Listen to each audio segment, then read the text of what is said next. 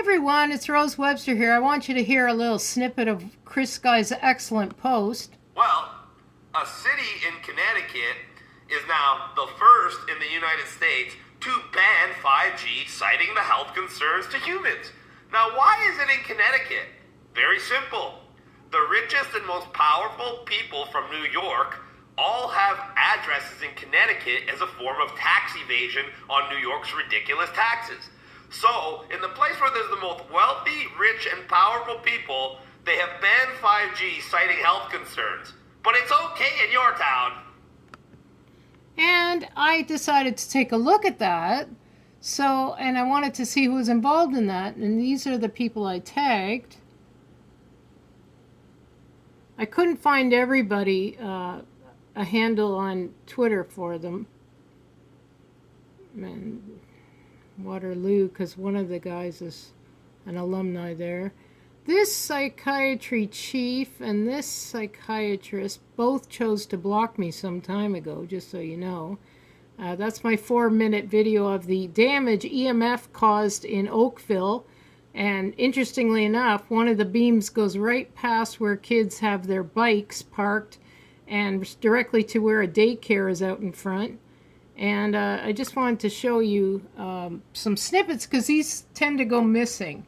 So the city has an obligation to protect citizens. So many documented health and environmental impacts of wireless radiation, including brain damage, memory loss, decline in reproductive function, DNA damage, and harm to insects.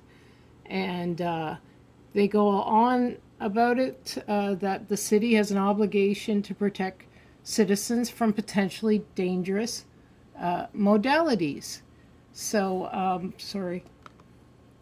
Here's another part of it, and some of the experts, and some key points. Children can absorb up to 30 times more RF radiation and 10 times more in the bone marrow. And the U.S. Court of Appeals, District of Columbia, determined that the FCC's policies and standards were, in short, a complete failure.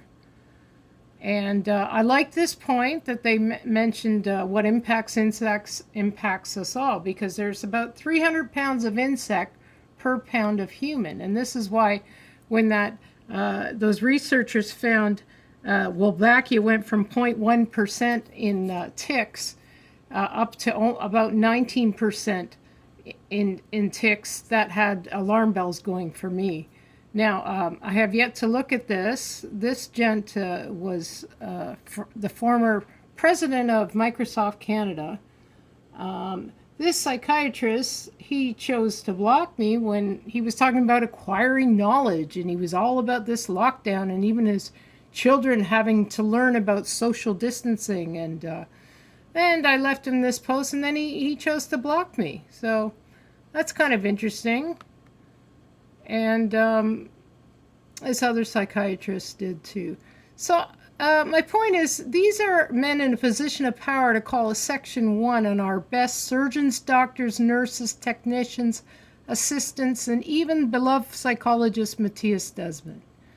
So this has to come to a stop. All these 5G towers have to come down. I know they're prevalent here in Canada too. And along with GeoEngineering and Wolbachia-infected Aedes and these vaccines, some have graphene hydroxide, some are placebos, about 30% of the population got. And of course, politicians and tycoons had the placebos because, they're special. Thanks for listening.